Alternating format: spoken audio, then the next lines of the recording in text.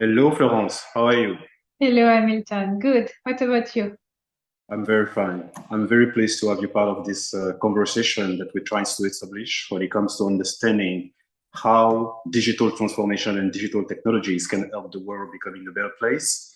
So let me take 2 seconds to briefly present you. So Florence VERZELEN, you are the Executive Vice President for Industry, Marketing and Sustainability of Dassault Systèmes. Prior to joining Dassault Systèmes, you worked at ENGIE, a world leader in the energy sector. You was first in charge of business development for the group, then becoming CEO of ENGIE in Qatar, then later VP for the group procurement performance plan. And finally, he was appointed COO of ENGIE Europe and Russia. You worked in the European Commission in Brussels, where you was responsible for the trade relationship between EU and China. Then you joined the team of the French Minister of European Affairs as advisor on trade and industry issues. And you are also an experienced board member with board position at PSA and currently at Air France. I'm very pleased again to have you part of this conversation, Florence. And as you know, the root of the game is very much to understand how digital technologies can, let's say, connect that dots between people, profit, planet. So with that, the floor is yours. Thank you very much again for your thoughts. Thank you very much, Hamilton, and hello, everybody. I'm very pleased to be with all of you today to discuss this topic of digital transformation. And let me share a few slides. And well, what is the reason why I'm so enthusiastic about talking about digital transformation? Well, first, because it's the main topic for most of the companies. As of today, according to a Statista study, 85% of companies worldwide say they need digital transformation. Either because in our today's world, disrupted by COVID, geopolitical complexity, supply chain disruptions, they are trying to find a way through this disturbance with digital transformation, or because they want to launch new products and services, new digital products and services. So it basically means 9 out of 10 companies are going to go further in their digital transformation in the next few months and years. So in the next few minutes, what I would love to do with all of you is to come back to the reason why we see such an acceleration of digital transformation right now. And then why, and this is what we are trying to do at Dassault Systèmes, why and how can digital transformation foster a better world, and give you some example of companies who try to make the world a better place through digital. So why such an acceleration of digital transformation first? Well,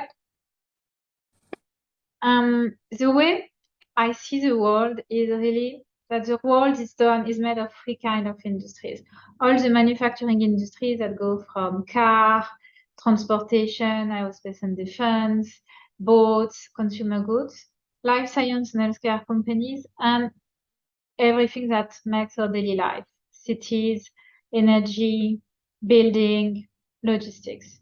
And when you look at these 3 sectors, right now, all of them are seeing intense changes. Manufacturing industry first. Well, manufacturing industry needs to become circular. Why? Because today they consume 70% more resources from the earth than what the earth produces in a year. So we need to find new way to produce, make our production circular or sustainable. First reason. Second reason, manufacturing industry are in a challenge.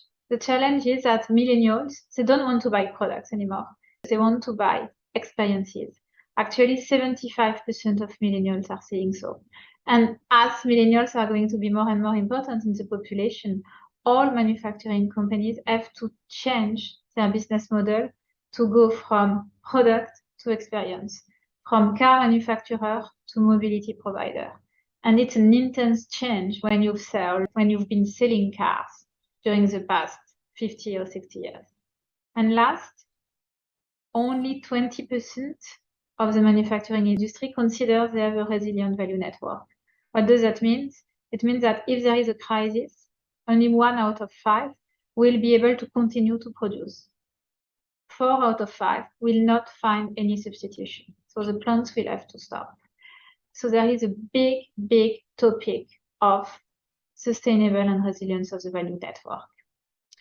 When you look at life science and healthcare, we are seeing a lot of transformation here as well.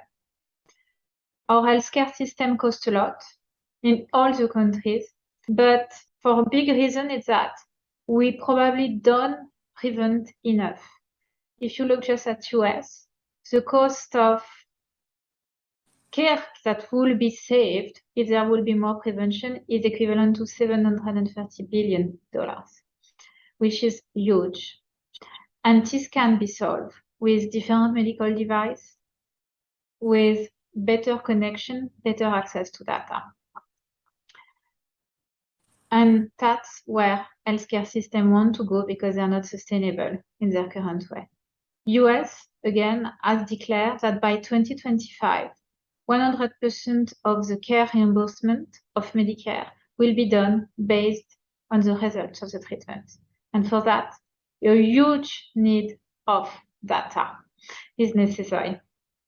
And again, another trend, which is very important, is a change in the patient journey, where healthcare system wants to have less and less patients in the hospital and more patients staying at home. And for that, you need mobile app, you need data, you need interaction with doctor through digital.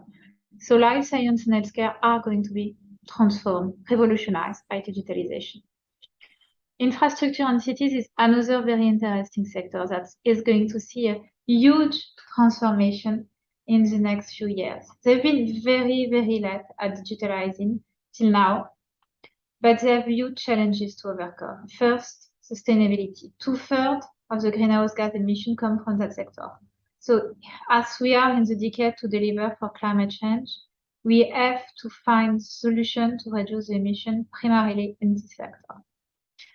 Second, supply chain disruption, logistics. Logistics are not working anymore. Compared to 2019, we are seeing in 2022 already 3 times more disruption than 2019. Power market is, as we all know, not working well because of the geopolitical disruption, but also because our consumption of energy has been multiplied by 3 in less than 20 years. And construction industry value networks are not sustainable in face of the massive investment plans that have been put in that sector for stimulus package. So if this sector has to adapt, it will need virtual twin of cities and territories to reduce their emission, new way to create more renewable or different nuclear reactor, like small nuclear reactors, which means a lot of innovation. And at the center of each innovation now, you often have a virtual twin. And last but not least, construction will have to find a way to mind the gap of the skill shortage. And that means working, building differently with virtual at the center of it.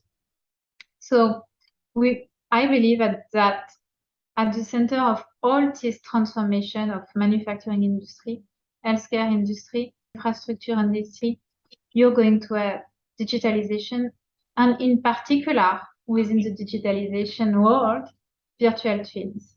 Why?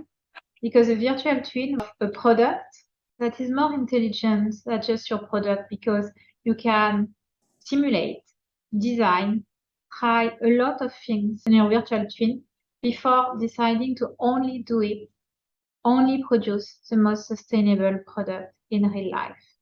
So at the center of the transformation of manufacturing industry, there will be this virtual twin of products that will allow high-tech companies to create phones that are sustainable by design, computers that are circular by design, but also cars that will be able to provide sustainable mobility experience. But having the design of a sustainable product is probably not enough. If you really want to transform for sustainability, if we want to create a more circular world, and for that we need also to produce in a sustainable way and to optimize everything in the manufacturing plant. What is super interesting is to have the virtual twin of the assembly line or the virtual twin of the factory. Why? Because you can basically simulate everything in your factory in the virtual world before deciding only how you're going to run your plant in the real world in order to optimize the functioning of your plant. And in the decade to deliver, as I mentioned, where all the companies have taken commitment to become either SBTI, science-based target, or net zero, another important advantage of digitalization is to have the virtual twin of an enterprise. Because when you have the virtual twin of your enterprise, you basically have model all the processes of your enterprise, so you know what are your levers when it comes to reduce your emission, improve your business model, optimize your operations. And with that, you can simulate thousands of ways to run your enterprise with your virtual twin and decide only for the most sustainable one. And the same goes with your supply chain, your value network. With the virtual twin of your value network, you can do two things. You can check that your value network is really resilient because you have the twin of this supply chain. See what's happening if there is a semiconductor crisis. What are your alternatives? Where are the production parts that you absolutely need, where you have no alternatives, so you can plan in advance, first. And second, how do you optimize your supply chain for sustainability? If you have the virtual twin of your value network, you can both have the view of the CO2 emission of each of the parts, but also the CO2 emission of the logistics of bringing these parts to your plants. So it's a very powerful way to become sustainable. And I believe these are some of the most important triggers of digital transformation today. So with that, my second point was how can digital transformation foster a better world? And well, which was the topic of that conversation. And when I've been asked this question, I asked to myself, well, what is a better world? And I could not think of the Brundtland report, you know, a sustainable growth meeting the needs of the present without compromising the ability of future generations to meet their own needs, but also to the UN Sustainable Development Goals that are a fruitful blueprint for development by 2030. And looking at these goals, I was thinking, in fact, digitalization can really help 7 of them. First, good health and well-being. As I mentioned, I think that healthcare systems are going to be revolutionized by data, because data is going to help know more in advance what kind of disease you, me, can have, and therefore to prevent it. Because data will also better monitoring when you're under treatment and to change the healthcare system. So that's the first SDG that is going to be totally transformed by digitalization. The second SDG that is going to be totally transformed is quality education. Now more and more of the education is virtualized, digitalized, to a point that in some schools, even the chemical experiments can be done with augmented reality glasses rather than doing the real chemical experiments, which is a lot safer if there is an explosion. But today, augmented reality allows real immersive training, and it's totally transforming quality education. The third SDG that is going to be transformed through digitalization is affordable and clean energy. Why? Because the fact that you're able to work on new products, new energy system within the virtual world allow you to innovate more quickly. For example, a lot of projects of small modular reactor are now done primarily in the virtual world with virtual twin at the center of the collaboration of many teams working on the project in order to test it very quickly in the virtual world to be able to go quicker into production. Virtual twin can also help optimize the production of renewable energy in order to make it more efficient. The fourth SDG that is going to be transformed by digitalization is industry, innovation, and infrastructure. With all the stimulus plans that have been put into the different economies of the countries of this planet since the COVID crisis, we are talking about $90 trillion innovation, $90 trillion investment. And most of this infrastructure investment ask for sustainable infrastructure. And if you want to build a sustainable infrastructure, you rather do the virtual twin of your infrastructure beforehand in order to see not only how much materials, CO2, the construction is going to cost, but also how much CO2 waste it's going to cost to the planet during the lifespan of the infrastructure. And this you can really do with the life cycle of your asset in the virtual world. And same thing goes with cities and communities.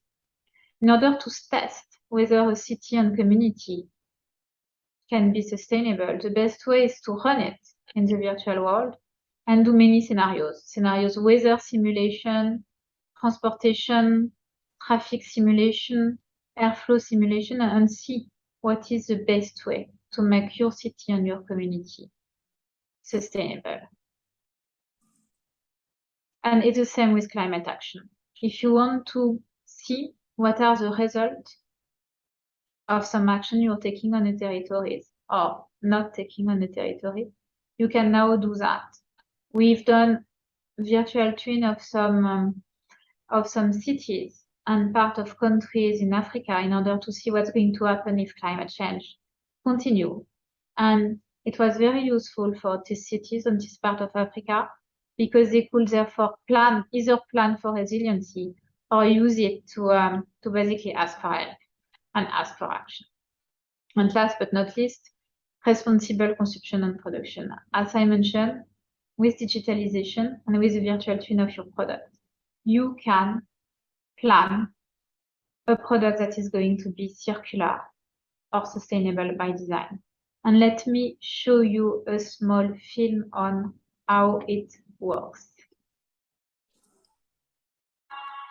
As we enter the decade of action, companies urgently need to deliver sustainable innovations for a circular economy.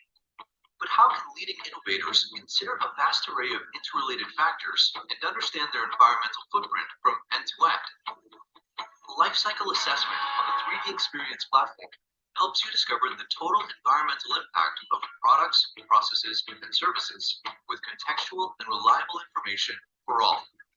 From raw materials to manufacturing and recovery, data is directly available from the earliest stages for designers and engineers to determine the best trade-offs and achieve measurable benefits. It's time to work together and empower your innovation teams to make smarter decisions fast.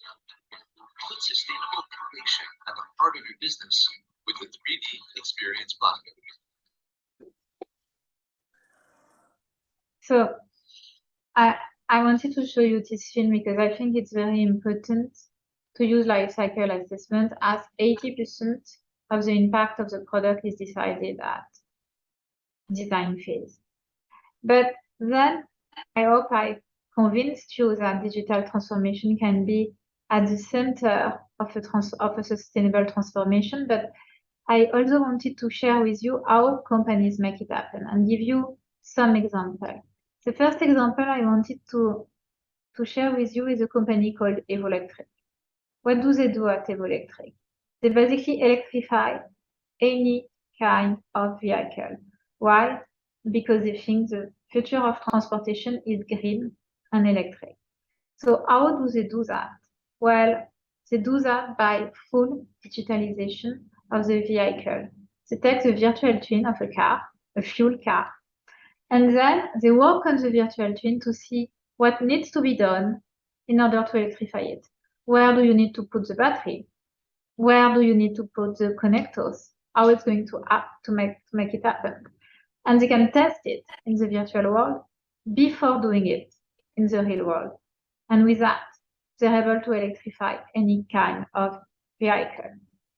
Another interesting example I wanted to share with you is biomodels. What is the problem biomodels wanted to solve?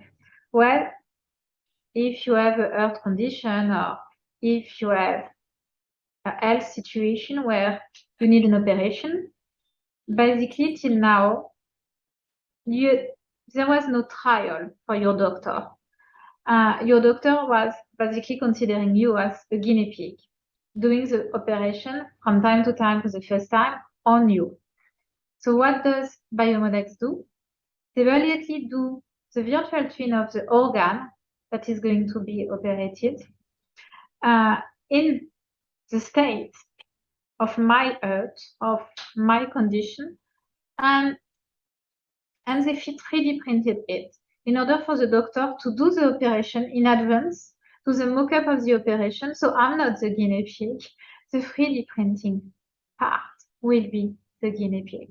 And they were able to do that because with scanner, with data, and with a virtual twin of my body, we are able to create the same organ as my organ. Another interesting example is Naptesco. And what was the challenge of Naptesco? They are doing wind turbine, and they wanted wind turbine to produce more electricity. They wanted to design their wind turbines more quickly, and they wanted to decrease maintenance and cost. So what did they do? They work on the virtual twin of the wind turbine nacelles and blades in order to see the result of the different simulations, and to go only for the most sustainable ones, the ones that will produce most electricity, most power, with limited maintenance. And another customer which has very important commitment on sustainability is Bouygues. What was their challenge? As you know or not, there is a lot of waste in the construction process of a building. And in the lifespan of the building, there can be a huge electricity consumption and a huge water consumption if the building is not optimized properly beforehand. And 80% of the power and waste and water that is going to be consumed during the lifespan of the building is decided at design phase. So they decided, in order to optimize everything, to do the virtual twin of their building first, in order to optimize their building, their virtual building, for sustainability. And with that, they work on insulation, airflows, energy usage, recycling, and they were able to decrease the energy consumption of their buildings by 30%, their water consumption by 70%, and their waste by 40%, just by optimizing beforehand the virtual building. So that's the kind of story that we have, where companies are using digitalization and virtual twins in order to either create more sustainable products or buildings, more efficient electricity production, or more efficient way to treat patients. And what was super interesting, I thought, in all of this example, is that each time with digitalization, be it in Bouygues construction for the designer of the building, but also for the doctor who is going to operate, you basically allow through digitalization to upskill your teams. You give them new powers of design, of simulation, of seeing the impact of their action thanks to digital. It also gives them a better place to work because they can work collaboratively, like Evo Electric, in a single digital environment with people from everywhere in different countries. And it reduces risk because you can simulate all possible scenarios in the digital world. So in a nutshell, that was what I wanted to share with you. Depending on the industry, there are different levels of digitalization, but I do believe virtual twin experiences are really at the center of the digitalization experiences when it comes to optimize for sustainability.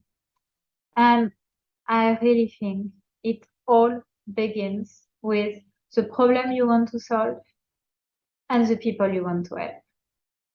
And with that, up to you, Hamilton. Thank you very much, Florence. It was very much comprehensive, and I love the overview around the experience and the human-centered aspect. I guess that this is a kind of a way that we need to pursue when it comes to having a good impact with digital transformation.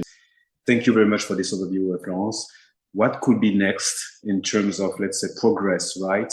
As you said, virtual twins and virtualizing what we, aims to build for society, thanks to the digital technologies, is quite an advantage. It helps to reduce the risk. It helps to, let's say, test different scenarios, make better decisions. So definitely it is a great advantage nowadays. What could be the next step in terms of, let's say, technologies to build those type of virtual twins?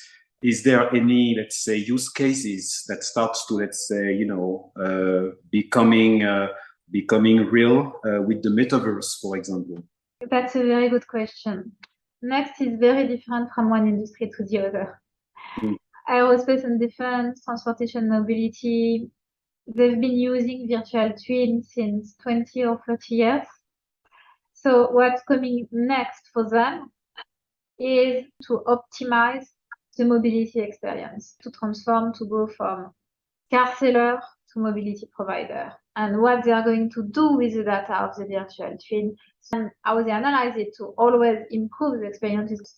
When it comes to consumer goods, home and lifestyle, the challenge is really around circularity and sustainability. It's really about using the virtual twin to plan for the second, the third life, the fourth life of the parts of your phone, the parts of your computers, as from the first design of your phone, to save the maximum resources of the earth by recycling, upcycling, everything. When it comes to life science and healthcare, here it's all about prevention.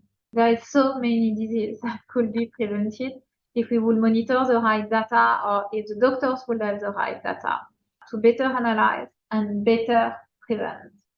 And infrastructure and cities, it's all about using the virtual twin for sustainability and resilience. When you have the virtual twin of your city and you see what's going to happen to the city, there's a tsunami, then suddenly 70% of the cities right now see climate disaster. And that's where the metaverse is very interesting. Because in the metaverse, you can even bring the people in the metaverse and make them experience climate change in a city, but also make them experience a building before it's built, make them experience mobility experience before the hydrogen plane is constructed. So metaverse is super interesting to live experiences and better understand your situation. Interesting for marketing purposes, to testing products that are not yet manufactured. Making a great sense of purpose, right, when it comes to the digital transformation agenda, and we do have great challenges to do so. Change, let's say, quite a little bit the way also we experience the work that we do each and every day, and you touch a little bit about this topic. I wanted to, let's say, hear from you about, from your perspective and what you observe so far in your workforce, what is the type of change that is required towards the team to make sure that the organization is very much set to success, in addressing this agenda and addressing that transformation. What is your thought around this? That's very interesting. That's a very interesting question, because indeed digitalization is changing most of the jobs. The World Economic Forum says that 70% of the jobs that are going to exist in 2030 do not exist today, and mainly because of digitalization. So it's very interesting because this is the end of a system. For a long time, people were educated at university, and that was sufficient till the end of their career. And now, basically, they will have to be upskill, reskill every 3, 4, 5 years. Probably the most important skills for the years to come is learning to learn, to live in metaverse, to create new virtual twins. There are some jobs today like cobot trainers or cyber system engineers that didn't exist just 5 years ago. So it's a very interesting world we are living in. What I'm seeing first is ability to collaborate in the virtual world, to be able to have new ideas, work in teams that are coming from a lot of different countries around the virtual twin in a digital platform, but collaboration is super key. Second skill is a system skill, ability to think of the system and eventually at a system of systems. Because with digitalization, you can see the impact of a modification of design, what kind of impact it's going to have for the production or for the marketers. Before, when you were going to do a car, it took 8 years, the designer took 2 years, and there was engineering, and they changed the design without telling the designer, and then the manufacturing guys were changing again without telling the other guys, and then the marketing guys did what he could. And now everybody is basically working together on the same product on the virtual world. And in order to do that, you need to understand what is going to be your impact in the system you're working in. So this system thinking is super important for successful teams, on top of the ability to collaborate. Important to recall to ourselves that the collaboration is quite key in our world. This intelligence comes from, let's say, many parts of the organization and many parts of the systems in a way. Talking about systems, my last but not least question for you, Florence, is about partnership. We've seen that the grand challenges and the big problems that we're trying to solve so far sometimes are quite, I would say, challenging the own skills, competencies, and talent that we may have within a given organization. And so we need to partnering with external stakeholders, etc. And so we heard about the concept around ecosystem or ecosystem companies. What is your thought around this? Is this redesigning in a way what we thought, let's say, was the definition of a company? What do you think about that? That's a very good question. In fact, here at Dassault Systèmes, we are talking about value network, an ability to co-innovate, co-invent, and co-manufacture. If you look at, I discussed Evoelectric earlier today, and Evoelectric has been working from the beginning with a lot of other companies on their business before launching the project. I've been working with another company called Zuri Aerospace, and Zuri was doing an electric plane, is doing an electric plane. And they did that with a lot of co-innovators that were not part of Zuri per se, but they were part of the project, and they wanted to work on it. And it worked, because you can work in the digital world with basically anybody you want to. And I do believe the future of innovation will be co-innovation, because first, it's stronger. More and more people really want to work on projects that makes sense for them and for the society. And that's part of this value network as well. And on top of that, and I'm seeing it more often, that Dassault Systèmes, we are working more and more with schools and universities as part of our value network to co-innovate, but also to kind of create the skills for the job of tomorrow. Schools, university, research institutes are more and more important partners for that. At Dassault Systèmes or with our customers, we have different value networks that all have a goal per se, and also create a community of friends of Dassault Systèmes that basically share the same purpose. Our purpose at Dassault Systèmes is sustainable innovation to harmonize product, nature, and life, basically empowering the world to create this community of people who want to do that, foster sustainable innovation in mobility, in high tech, in life science, in infrastructure, and much more. Great. Love the concept of value network. Thank you very much, Florence, for this highlight and this great overview around all the different initiatives and examples that connect the dots between digital transformation and making an impact for good in society. And wishing you all the best and looking forward for, let's say, seeing the progress. Thank you very much again. Thank you, Hamilton.